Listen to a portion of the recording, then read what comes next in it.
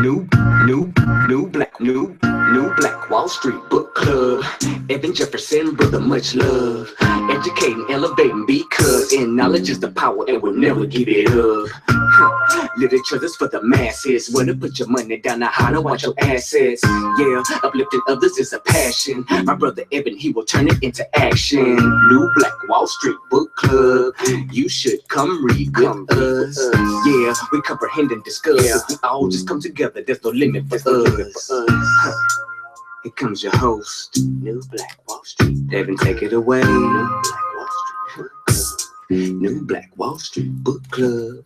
All right, my beautiful people. Good morning, good morning, good morning on this marvelous Monday. Thanks so much for tuning in to ERGJ, your certified financial educator, founder of the New Black Wall Street and the New Black Wall Street Book Club. Back again today. I don't know about you guys. What's going on, Miss Bethany Ruff? Yeah, I'm a little bit earlier. I can't do tonight. I got to do earlier. Early bird gets the worm. And I just got so much stuff I got to get done at 9 o'clock. I just got to do it early. And I don't want to conflict with all my other brothers and sisters that's coming on at 8. So, hey, we just going to do this thing. Early risers, we get the bird. What's going on, Latia? How are you? Mr. Powell is in the building. Thank you, Black Man, on Black Man Monday for being you, brother. Continue to go out and be great. I don't know about you guys, but I'm like super excited. I mean, have you ever been this excited to read a book? I mean, my goodness, I'm just super excited to read a book because we're going to be going through the lessons from the richest black man in the world. And I want to go and say hello and thank you to everybody that might be at the New Black Wall Street or at Black Business Empowerment Network there. I want to say happy Monday, Money Monday to you over there, Atlanta Black Business Network. And then also at the Black Enterprise. You can come on over to my personal page if you want to interact with us this morning. But hey, this is just what we do. No, you're not tripping. You know, this is why I can't really like me and doing shows. I like do shows when I want to do shows. So, you know, I don't know. I can't stick to a schedule because it's like how I feel when I wake up. But nonetheless, I want to make sure that you guys are aware that today's show is being sponsored by the ERGJ Black Bazaar. Of course, if you like, you can go on over to the Facebook page and you actually shop there as well. ERGJ Black Bazaar, go over to the Facebook page. Go ahead and like the page, follow the page, and shop at the page, making group economics easy. We're bringing African imported products and then also Black-owned businesses we're highlighting there. And I'm actually just starting a new business, by the way, guys. I don't know if you guys know this or not, but ERGJ Black Bookstore will be launching today. That's right, today. That'll be, let's say, that'll be business number 4 in 6 months. So that's just how it goes. This is how we do. But we do want to let you know some things. We are sold out, by the way, of the We Sick Boss t-shirts, but you can pre-order for the next batch. We do have the swag combo coming to you for $25. You get the We Sick Boss shirt, and you can also get your swag rag if you like as well. So you can get your swag rag, you can get your swag shirt, and you can be swagged out. Now, here's the deal, guys. What is We Sick Boss all about? Well, the first step in your road to recovery is to admit that you got a problem. That's right. The first step on the road to recovery is to admit your ish. Everybody put in the comments below, admit my ish. You have to admit your ish. Too many times we're just overlooking our own ish. We're not owning our ish, and therefore we can't recover from it. Like, here's the deal. I'm all good with affirmations. You guys keep doing your affirmations, but before you get to the affirming your future, you need to accept your present. Oh, let me say that again. Before you get to affirming your future, you need to accept your presence. If you broke, you are broke. I understand you want to talk about what's going to happen. I understand that you're on your road to wealth, but you got to admit that you're broke. If you messed up in your head, you must admit that I got some ish going on. I got some skeletons in my closet that I've not cleaned out, and then go ahead and affirm your truth moving forward. But you have to admit your ish. We sick, boss. Now, also, we want to let you know, of course, this is the book club, and we do have book jewelry and wrist jewelry available for you in a combo for $25. We got your African Pride bracelet, your RBG. You guys missed this on Juneteenth, by the way. You got your RBG bracelet with the African symbol, and then you also have your RBG, your African Pride bookmark, right? So in our books, we're having bookmarks. So how many guys right now, you got your book from the New Black Wall Street, but you don't have your New Black Wall Street custom book jewelry? So we got your book jewelry, We got your wrist jewelry. You get either one. You get the bookmark for 10, the bracelet for 20, or you get both for 25. Same way with the swag, the Sweet Sick Ball swag. You can get the shirt for 20. You can get the rag for 10, or you get both for 25. Go ahead and place your orders today. You can inbox us. You can message us at ERGJ Black Bazaar. Do it to your heart's content, and we're going to make sure we get that thing out to you ASAP Rocky. That's right, ASAP Rocky. But hey, let's not delay, because today is all about lessons from the richest black man in the world. In case you guys don't know, I did write a book called The Black Billionaires Club, which is in print now. I'm getting my proof back tomorrow. That thing should be in print on Friday. You guys are going to get your books next week. We having our launch party on the 8th. I'm going to let y'all know all about that, because you know that's going to be popping. It's going to be popping. But nonetheless, lessons from the richest black man in the world. Out of the 2,043 billionaires in the world today, only 12 of them are black. Only 12. And so we actually have a book from the richest of those 12, Mr. Aliko Dangote, called Dangote's 10 Commandments on Money. Now, here's my question to you, people. Wouldn't it be wise that if you would like to be wealthy and you just happen to be black, that you might want to listen to, study, read, get some advice from the richest black man in the world? I don't know. Maybe he's going through some struggles that you're going to go through. Maybe he's learned something along the way that he can impart unto you. Just maybe. You might want to listen to, you might want to put in your library, you might want to add to the things that you put in your membrane, some advice from the richest black man in the world. Now, here's the deal, guys. If you want to be wealthy, study wealthy people. Wealth begins in the mind. You must be wealthy in your mind long before you're wealthy in your wallet. And that's why I say affirmations are good. But before you get to the affirmation stage, you got to get to the reality stage. This is where I'm at. Too many of you guys are trying to move forward on your GPS without having set your coordinates, your starting coordinates. You see what I'm saying? You're trying to move to San Francisco, but you didn't tell the GPS where you are right now. You see what I'm saying? So you got to you have to admit your ish and then affirm your truth. And also, my last quote I want to get to before we get into the 6th commandment is this. I want you to empty your wallet to fill your mind. And then later, you can empty your mind to fill your wallet. Why? Because knowledge is the new currency. Knowledge is the new currency. The more you learn, the more you earn. Not the more you talk about, not the more you complain about, not the more you sit around and have these pity parties about, not the more TV you watch, not the more radio you listen to. The more you learn, the more you earn. Well, guys, get right to the 6th commandment. And he says this: be law-abiding. Don't fight the government. Everybody put in the comments below, don't fight the government. Now, this is interesting to me. This is interesting to me that the richest black man in the world has left some instructions, some advice, some wisdom to black folk. And he says this: don't fight the government. Now, I don't know, but I know that we do a whole bunch of fighting and complaining about the government, but the richest black man in the world telling us don't fight the government. Now, let's just see. I mean, because I know some people don't even already are tuning out right now because they're not hearing what they want to hear. So they're like, he said don't fight. No, I can't listen to that. I can't read from the richest black man. He must be a sellout because he don't want us to fight the government. No, he might just be imparting some wisdom unto you. And if you just take the time to listen and learn, you might change your life. Says this: I had my 6th lesson on the eve of my 16th birthday. This is his apprentice talking. And that implied that I had been in the school of learning how to make money for 3 calendar years since I started when I was 12. How old are your children when they begin to learn how to make money? See, as a certified financial educator, I focus on the youth. I focus on teaching them how to make their money work harder for them than they work for their money. But the hardest problem that I have is getting Black parents to enroll their Black children into a class where they can learn how to make their money work for them at an early age. See, I learned that I wasn't fighting the system. I wasn't fighting the public school system, the teachers, the curriculum. What I was fighting is the parents who say they want better for their children, but don't do better for their children. And the cycle continues.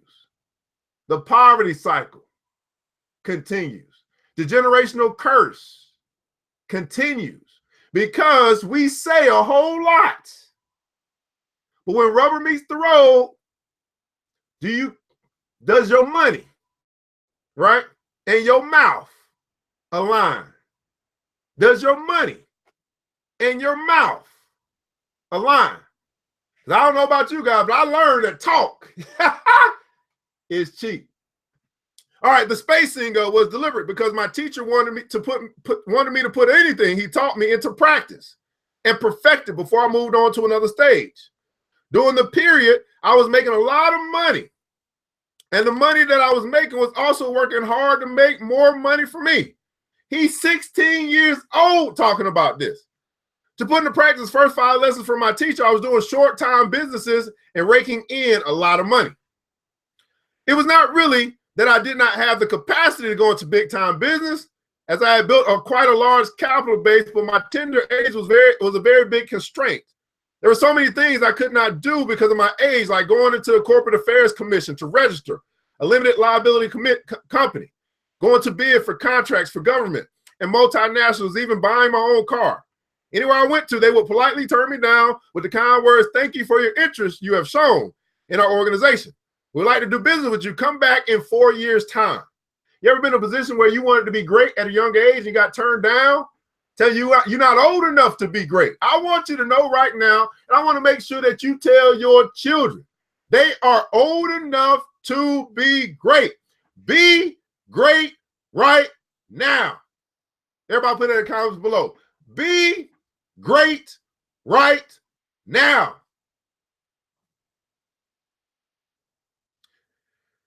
Where was that? Oh, if I tried to argue that age had nothing to do with service delivery, that I should be given a chance, they would tell me that the law forbade them from entering into business agreement with a juvenile. Therefore, since I could not do business with government or multinationals, I decided to come down to big-time sole proprietors and partnerships, since such ones keep the law very far away from themselves. Based on my teacher's advice, I bought a copy of Gold Star Directory of 5,000 companies in Nigeria. Directory contains the addresses and phone numbers of the companies as well as what they are into. I organized a team of 20 youths, of which I had happened to be the youngest. We would sit down and analyze. Listen to this brother. At 16 years old, he organized a team of 20 of his peers. And he just happened to be the youngest of all of them, but he was the leader. He's the youngest, but he's the president. They would sit down and analyze. Sounds like a mastermind group to me. They would sit down and analyze the problems and prospects in each of the companies. How many of you guys are in an organization with your peers that you're analyzing and you're sitting down to discuss problems in order to find solutions to those problems? See, Black folk, this is a blueprint. How many of you guys right now are in some Facebook groups? But there's never any discussion about problems and how you can bring solutions. There's never any studying or analyzing. All there is link dropping. You're a link dropper. Let me drop my link in this group and see if somebody buy my stuff. There's never any collaboration to see how we can partner together to fix a problem, to bring a solution to everything that we complain about. You're a link dropper. And you don't understand the power of group economics. Just because you are in a Facebook group does not mean that you are in a group. Does not mean that you are collaborating with your peers to find solutions to your problems. You've just joined the group so you can have access to another bigger population so you can try to sell more of your stuff. That's selfish. That is selfish. You're only concerned about dropping your link. Link dropper. You might as well go outside, take your little flyer, and put them on the windshield wiper of every car that you go by. Link dropper. We were trying to find out what they were not doing right and what they could do to perform optimally. After we had done the research and come out with our findings, we would attempt to sell our ideas to them. The business turned us into a kind of business consultants, and it exposed to us the shortcomings of most of the business managers in our country. As I said earlier, the business was not my idea, but that of my teacher, who insisted I must include research and strategy in all my business endeavors. Research and strategy in all of my business endeavors. Everybody put in comments below research and strategy. He had argued that there is no business in the world that does not have loose ends that need to be tied up. He has said that those piloting the affairs of the companies may not notice the lapses, but that if an independent observer goes into research, he would discover a lot of things that the company thought that the company, though flourishing, is not doing well. Even here in the Dangote group, there may be certain things that we are not doing well or some areas that we need improvement. He had told me there may be some information that we need to do well, but due to our busy schedule, we may not have the time to sit down and think. How many guys right now are in a position where you don't have time to sit down and think? How many guys can actually admit your own ish that you don't take time to sit down and think? So busy, being busy, that you don't have time to think, let alone research into that particular area. But if somebody can take the pain and do that for us, we will value it and pay handsomely for it. As it is with us, so it is with our other companies out there. After our research, we started going from one company to the other, trying to sell our ideas to them, but it was an uphill task. The major reason was that this was not the norm in the country. The usual practice being that if a company is having problems or wants to enter into a new area of business or to launch a new product, it would hire the services of a business consultant to advise it or conduct feasibility studies for it. In other words, the consultancy firm waits for the companies to come and hire them. In the circumstances, our strategy of not waiting. Everybody put in the comments below, don't wait. I was at a on Saturday, I was at a dashiki party vending. And what I noticed with all of our vendors that were there, it's probably about 6 of us. Only 2 of us was really going out and getting it. What most vendors do is they sit behind their table, doing their little thing, waiting on someone to come to their table. But you know, ERGJ doesn't abide by the philosophy of waiting. I don't wait on a customer. I go get a customer. I take my little bottle of lotion and I go around and I give out samples. Smell this, try this, put this on. I go out my little bracelet if I got one and I start showing that thing around. You see this? You see how nice this is? Man, I got a few more at my table. You want to come on to the table? I don't wait. Too many people are waiting to build wealth, waiting to get rich, waiting to go get that money. Money you have to go get. Money you must create. You don't wait on it. You go get it. It's waiting on you. Most people don't understand that. And they continue to sit and wait instead of getting up, getting out, and getting something. You got to ask yourself today, am I waiting on a promotion? Am I waiting on a bonus? Am I waiting on the next customer? Am I going to get up, get out, and get something? Woo! Woo! All right. Tell them why they're not doing well and what they should do to start doing well was taken in good faith by most of the companies. It is just like a doctor banging at your gate, and when you open it, he says, look, I'm a doctor. I'm here to tell you that you're not healthy, and this is what you need to do to be all right. Ordinarily, you would feel embarrassed. That was exactly what was happening to us. The problem was made worse because we were all youth. I was just 16, while the eldest in my team was 19. We were receiving bashes and knocks from all quarters. At times, security men would be ordered to throw us out. I remember walking into a company with my colleagues and introducing myself to the chairman, who should be in his early 60s as a business researcher and strategist, and that I was there to tell him the reasons his company was not where it should be. The man had removed his reading glasses and worn another one, the one specifically made for visuals, and peered at us. How old are you? He had asked me. 16, sir, I had replied. Well, before your father thought of marrying your mother, I was already in this business. So there's nothing you can tell me about it, the man said. With that, he pressed the intercom and his personal assistant came, the chairman, instructing him to take us out and tell the security man to make sure we never enter the premises again. That was even one of the mildest treatments that we received at the beginning. In some places, the security men who opened the gate and allowed us in were sacked in our presence. At a point, I told my teacher that the business had failed and that I could no longer continue with it. But he laughed and said, that you know you have failed simply means that you are doing very well. So Dangote says to his apprentice, that you know you have failed simply means that you are doing very well.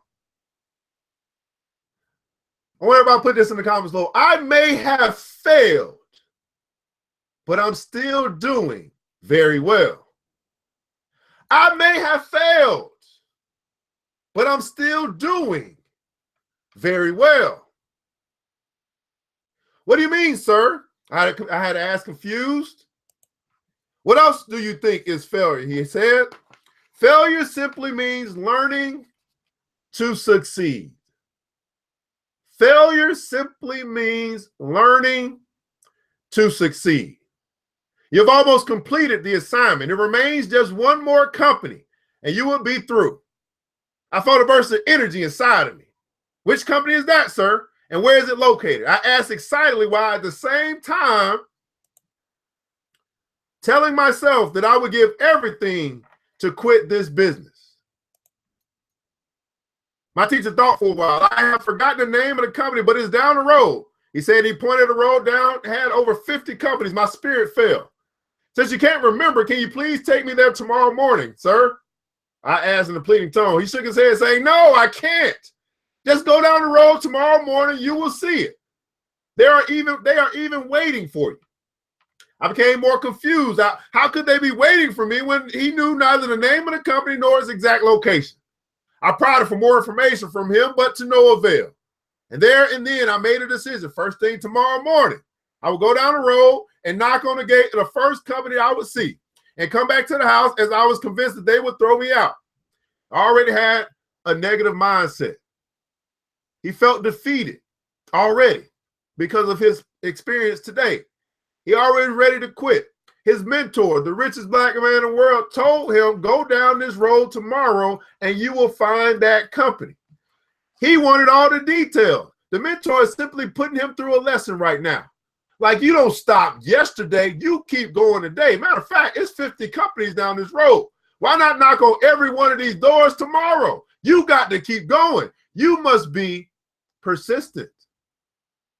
You must be persistent. How many of you guys have been in a position where you just felt like giving up? But then you had a coach or a mentor.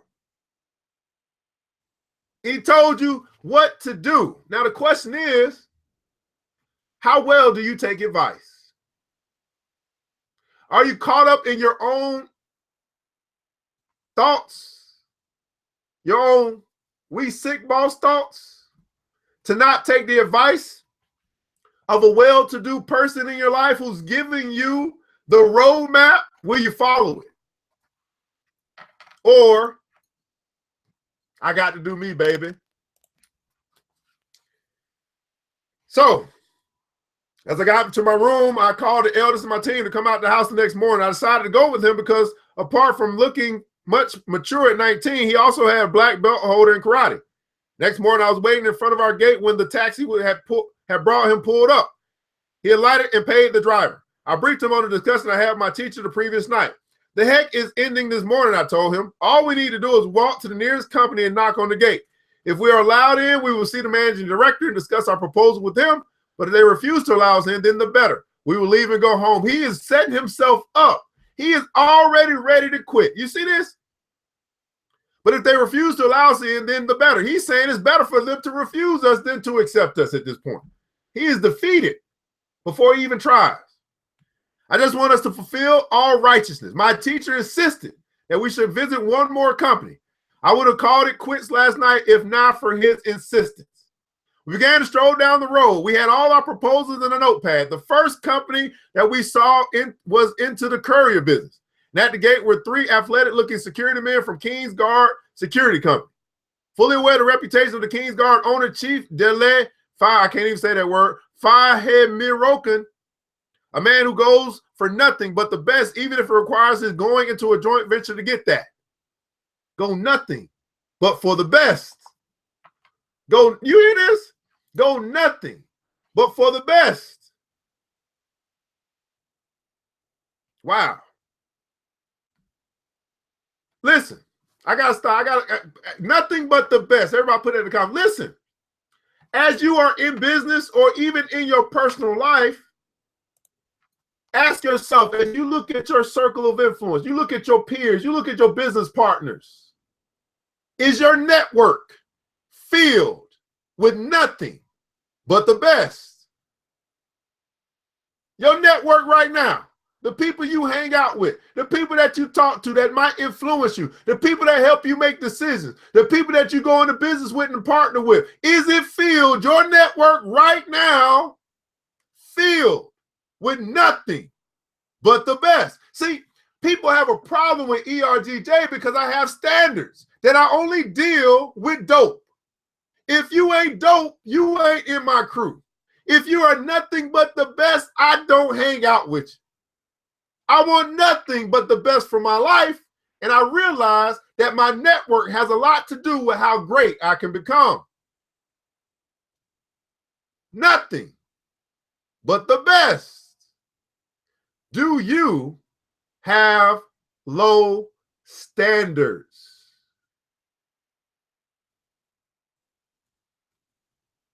Do you have low standards?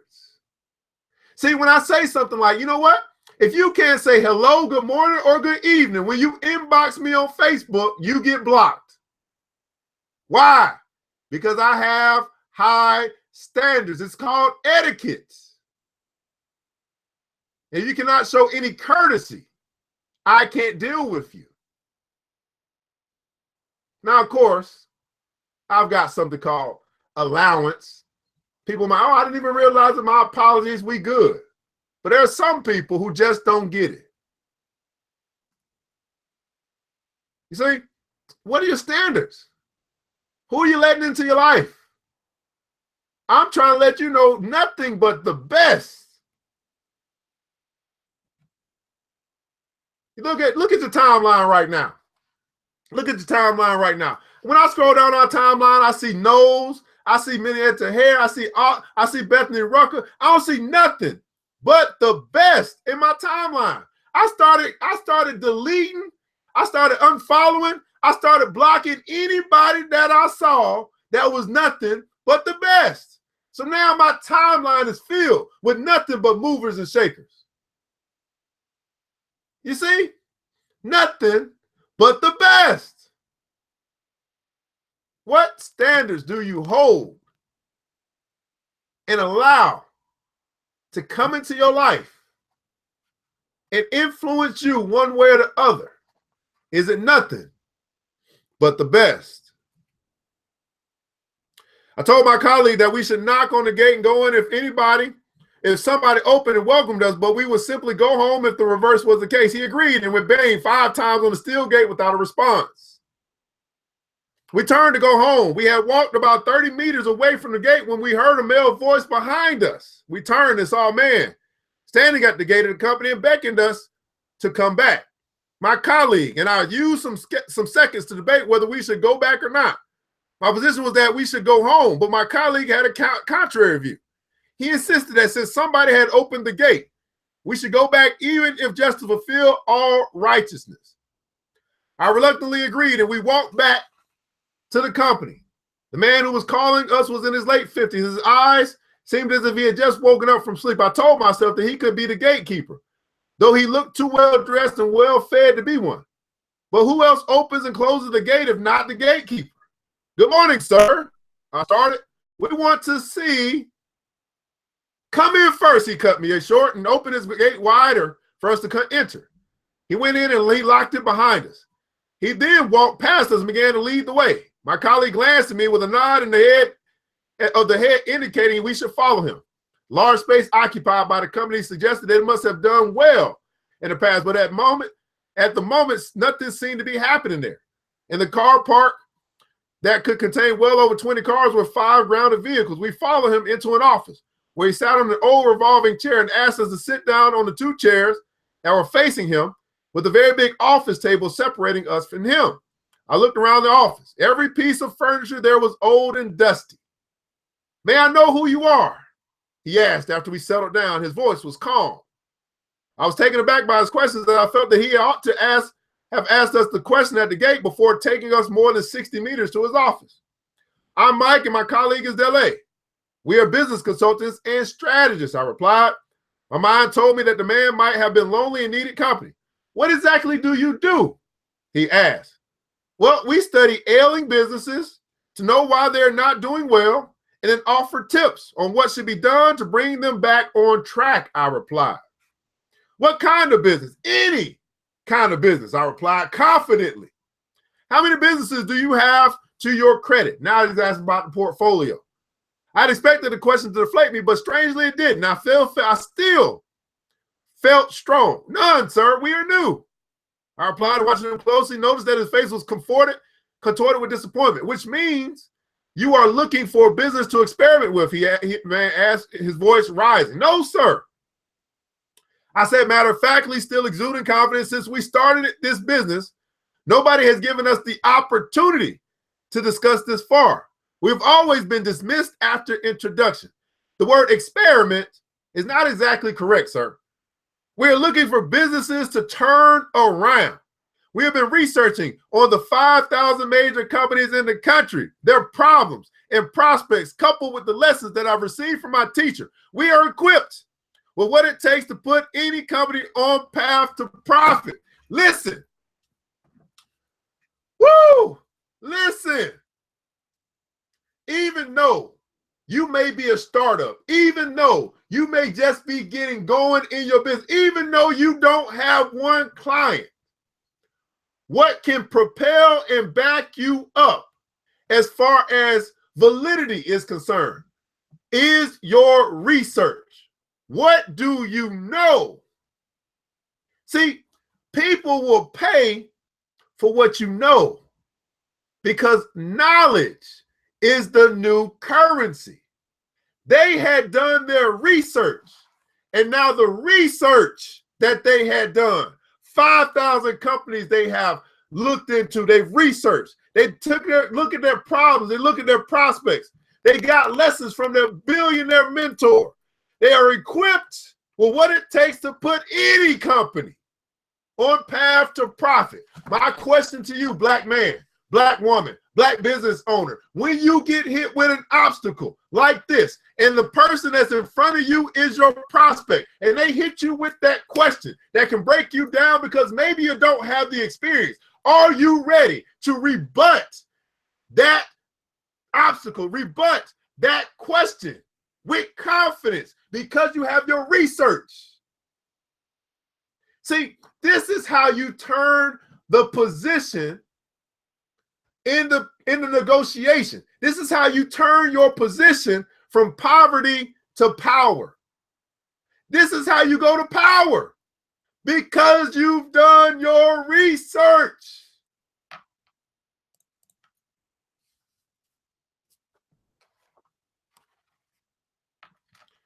Woo! Who is your teacher? Now he's going to rely back on his billionaire mentor. He asked, looking at his wristwatch, which I interpret as a sign that he had perhaps finished with us and wished to go on to something else. Aliko, Dangote, I said in a firm voice, and that did the magic. The man almost jumped up from his chair. Dangote, he exclaimed. Yes, Dangote, I repeated, so they would sink into his subconscious. He waved his two hands in the air and first said, okay, you have one. Okay, you have one. Now, let's see what you guys have to offer. I see the time. He said, I like enterprising use, but before we do, let's start the morning properly. With that, he pressed the intercom on the table and the door behind him opened. The lady whom I suspected most must be his clerk came out and stood respectfully. We're going to stop right there. Okay, you have one. Everybody put in the comments below, I have one. I have one. Because of his research and his connections or his network, he was able to leverage his research, his strategy, and his network to, I think he's going to land a deal. I don't know if he is or not, but he was able to do that, and he won someone over with zero experience. No experience for the people. Now, this is important because now we're talking about people that are coming out of college who haven't learned how to leverage their network. We're talking about people that has just entering into the workforce, thinking that they got to start from the bottom with a minimum wage job because they have not learned how to leverage their network. Matter of fact, they have learned how to build a network that they can leverage off of. This is why sororities and fraternities are so valuable. I don't necessarily agree with everything that they do, but what I do know, it's a ready-made network that you can leverage. And you got to ask yourself, Black parents, what networks are you going to allow your children to enter so that when they get ready to go to college or they get ready to enter into the workplace, that they can leverage that network? You see, this is why group economics is so powerful, because you can leverage your network. You see, lessons from the richest Black man in the world. Well, guys, this is ERGJ, a certified financial educator. At this time, I'd like for you to jot in the comments below what you learned today. See, here's the deal. This is the book club where readers are leaders. And so if you've got any value out of our time today, out of your experience or out of your time with the ERGJ experience, go ahead and drop that in the comments below. Also, there's another place, because I believe that money is the exchange of value for value. So if I'm here now taking time out of my day, which is time is the most valuable asset that I have, and I'm investing in you as we read through the richest Black man in the world's book, that's my value that I'm bringing to you. Well, here's how you can actually extend your value in return. It's not that I ask for money. No. Not money. All I'm asking that you go to my business page on Facebook, ERGJ Black Bazaar, go like and follow the page and leave a review based off what you see. That's what I'm asking you to do. If you got value out of today, that's the value that you can give in return. No exchange of money, just an exchange of value. Everybody put in the comments below the exchange. Just an exchange of value. So we got a couple people that be selective about who you give your time to and who's in your network. Millionaires that be selective about who you join in the wealth building journey. Choose winners with a commitment to personal growth and wealth creation. Yes. If there's anybody else want to leave your comments on what you learned today as we went through the Dangote's 10 commandments on money, lessons from the richest Black man in the world, I encourage you to get the book. I encourage you to add it to your library. It's a book that can not only change your life, but I believe it can change the life of your children's life. Ms. Noel says this: learn to leverage your network and surround yourself with nothing but the best. Well, guys, this New Black Wall Street Book Club, ERGJ, certified financial educator, founder of the New Black Wall Street. Make sure you go ahead and pick up your We Sick Boss shirt, your We Sick Boss swag rag. Make sure that you go ahead and pre-order. Actually, you can't pre-order no more. Order the book. I'm going to have to leave that link later. Make sure you get your book jewelry, right? Your African Pride book jewelry or your African Pride bracelet. We got that all available for you. All you got to do is send us a message. We'll get that thing out to you ASAP Rocky. Well, guys, group economics is valuable. Learn to build your network or connect to a network and then leverage that network to move you to another stratosphere. Guys, I want you to remember this, that it takes a village, but it starts with us. Let's build Black wealth together. Have a marvelous Monday. Talk to you soon. It's the New Black Wall Street Book Club. Wall Street with your host Evan Jefferson. It's time for us to go. Yeah. Now you ain't gotta leave the computer, but we encourage you to get out there and learn and apply all the things you learn at the New Black Wall Street Book Club. Yeah.